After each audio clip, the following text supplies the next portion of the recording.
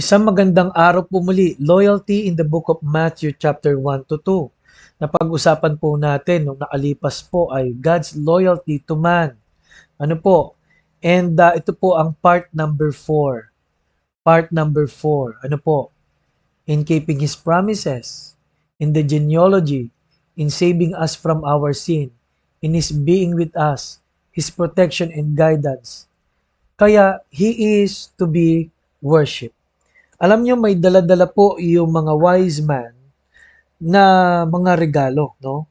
Gold, frankincense, and myrrh. Alam niyo po ba ang gold nagsasabing siya ay hari? Ang frankincense ay mga insenso, ano po? Ginagamit po yung frankincense sa templo, no, for cleansing purpose. At ang myrrh po ay nilalagay pang embalsamo. Bakit ganito po ang regalo sa Panginoon? Malinaw po ng tingin po ng nagreregalo siya ay hari. At ang tingin po nila, siya ay dapat pong sambahin.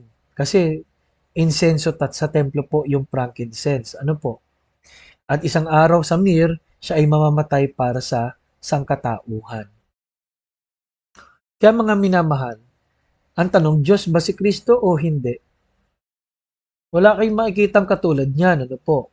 Pangalawa ho, ay napakalinaw po na ang isang taong mananamba laging may dala sa pagsamba niya sa Diyos. Pag pumupunta po ba tayo sa church, may dala tayong regalo sa Panginoon. Ano po?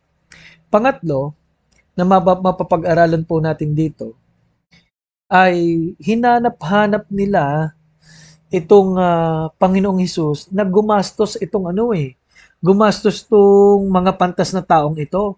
Hindi lang ng talino, sigurado gumastos to ng pagkain, ng mga katuwang doon sa pagpunta sa Panginoong Hesus. At sabi ng Bible, natagpuan po nila ang batang Jesus. Ano po, hindi na po sanggol, batang Jesus. Ano po, natagpuan po nila. So, ibig sabihin po, mga minamal, wala na siya doon sa sabsaban. Mali po yung yung portrayal sa mga Belen. Oho. Sabi po sa verse 8 yon, and he sent them to Bethlehem and said, go and search diligently for the young child. At kaya bakit po 2 years old ang pinapatay? Kasi 2 years old na po ang Panginoon.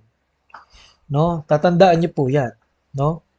Kaya po may mali dun sa Belen, may mali rin po sa December 25. Wala po magpapastol ng December kasi panay yelo. Ano po? Kaya po 'yan po ay bahagi po ng Roman tradition. Hindi po Christian tradition ang Christmas. Paano po tayo nagse-celebrate dapat ng Christmas? Dapat araw-araw. At dapat tinanggap mo na si Jesus kasi po yun ang essence, no, ng kanyang pagpunta rito. He is to be worshipped. Every Sunday is the Lord's Day kung saan po siya po ay ipinanganak at namatay, nabuhay. At yon sa ikatlong araw, araw ng linggo, doon natin siya tinitingnan na sambahin dahil tayo ay mga umaasa sa kanyang pagkabuhay. He is to be worshipped. Dapat po marunong tayong sumamba sa Diyos. Ang turo po ng Ten Commandments, hindi po sa inanyo ang bagay na nasa ibabaw ng lupa, nasa ilalim ng langit, dahil ang Diyos ay Espiritu.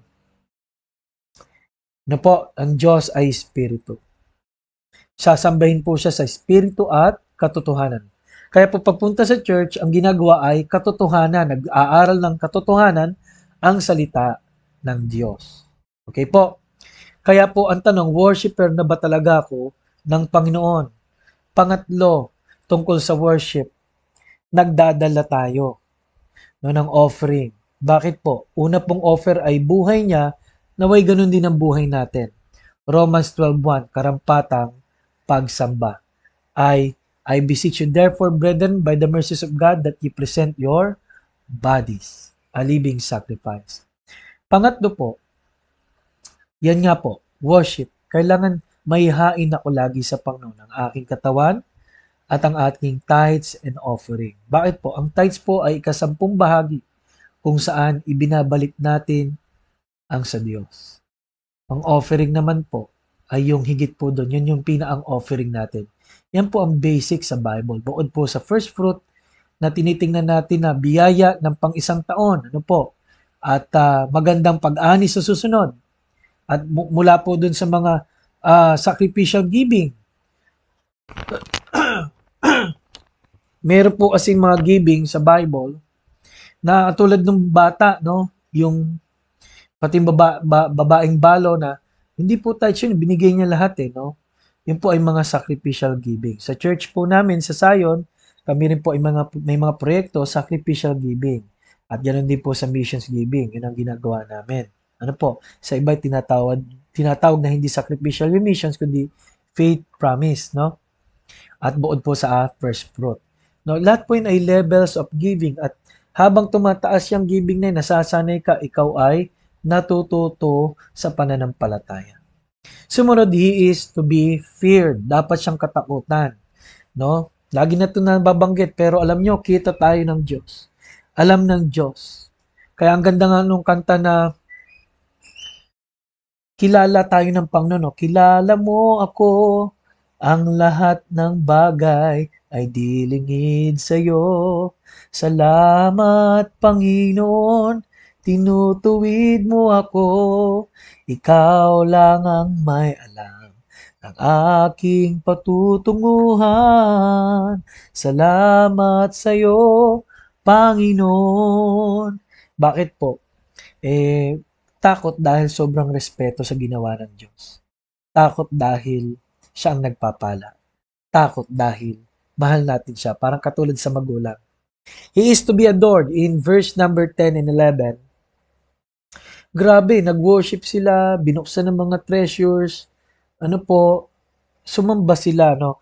Ang Panginoon po ay dapat i-adore. Ibig sabihin, gawing espesyal sa buhay.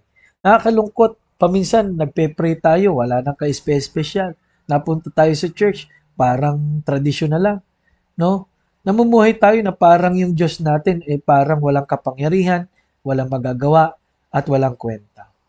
Kaya mga minamahal, nawa po, naintindihan natin na po ang mga aralang ito. God's loyalty to man. He is to be adored, He is to be feared, He is to be worshipped, His protection and guidance in His being with us, in saving us from our sins, in the genealogy, in keeping His promises. God's loyalty to man. Maraming salamat po at punta po tayo sa part number